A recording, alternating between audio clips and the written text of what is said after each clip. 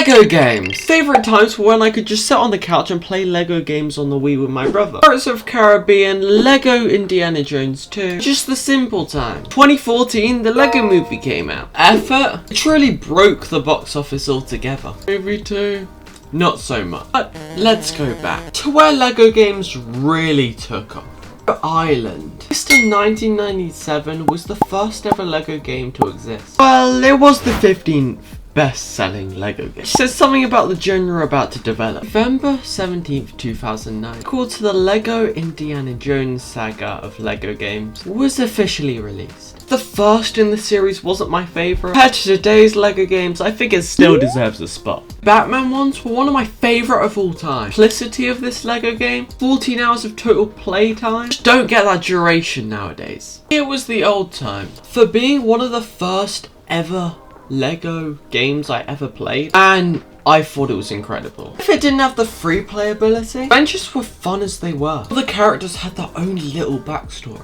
Characters, we're still talking about the first game. No, I didn't really play Lego Batman 2, it still exceeded everyone's expectations. Costumes to the free roaming abilities were amazing. Batman 3, one of my favourite all-time games. It was unreal and super worth. Like 300 characters, like tons of places to explore. Literally name a place and you could go to it, like around different universes as well, so it was so time especially. Imagine playing something like that. The time or energy to revisit that game, it is totally worth it. Well, let's talk about Indiana Jones 2. In the crate yard, the first level was you have to get out of this great place because you're kind of imprisoned in it. It says you've travelled all across. This is around the time when the PlayStations came out and they started to add free roaming in a large amount of games. The game from around the 2004 to 2009 era kind of blew me away. Playing it for hours and hours. So much to do and so much treasure to find, you just couldn't get bored. It was impossible. The Caribbean as well was just so thought out. Literally a live action film in Lego. Not have had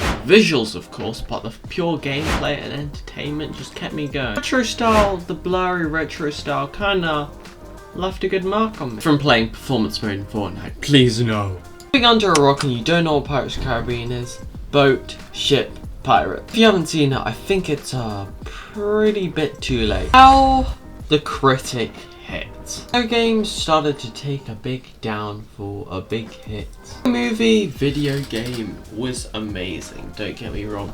It had tons of sales, it was doing great. And every other game after that just started to plummet. Paired with a movie, it just downfell. Felt like around that time, the hopes up and thought, let's just make a film really quickly so we can make tons of money. To make a film that takes like 10 years like the Lego movies visual. I'm playing a game that no one plays and didn't even take you long. One part is kind of the part when it all took it down. It was becoming more and more irrelevant just because of people growing. It was that Lego games kind of made their games appeal to kids, not really having that adult element.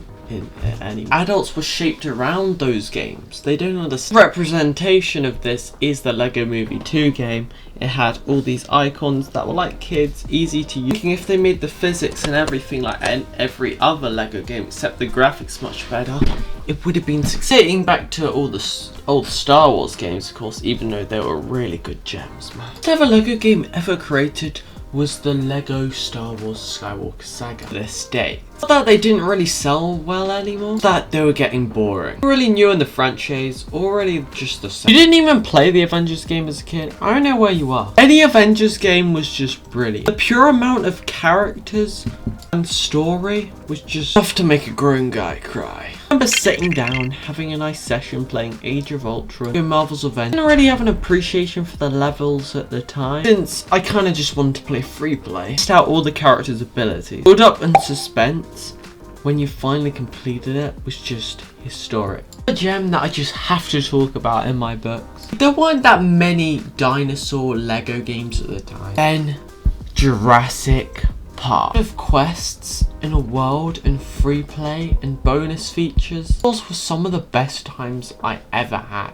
I always go off a Lego game, but I feel like this in my heart is just due to Jurassic Park. Jurassic Park is basically with dinosaurs, a new invention of the future where it's a whole island full of creatures, prehistoric creatures. It's as if dinosaurs were never extinct in the first place. Go into enclosures, transform into water creatures. You need to get enough points for them to go to the enclosure. That was absolutely ginormous. Like, I missed something, please tell me in the comments. Overall, on the Lego games front, Lego movies, after the Jurassic World, Batman, and Indiana Jones genres of video games, everything really took a plumb. I don't really hear of many Lego games, but of course that Lego for TikTok, CGI Lego animations that are made today. I actually quite thought the Lego Ninjago movie was entertaining, but the visuals, nothing really compares anymore to the Lego movie. Saying that, it kind of did shape the films today. The reason why Lego games aren't that fun anymore, most of the recent ones, is only because games don't really put much effort into them.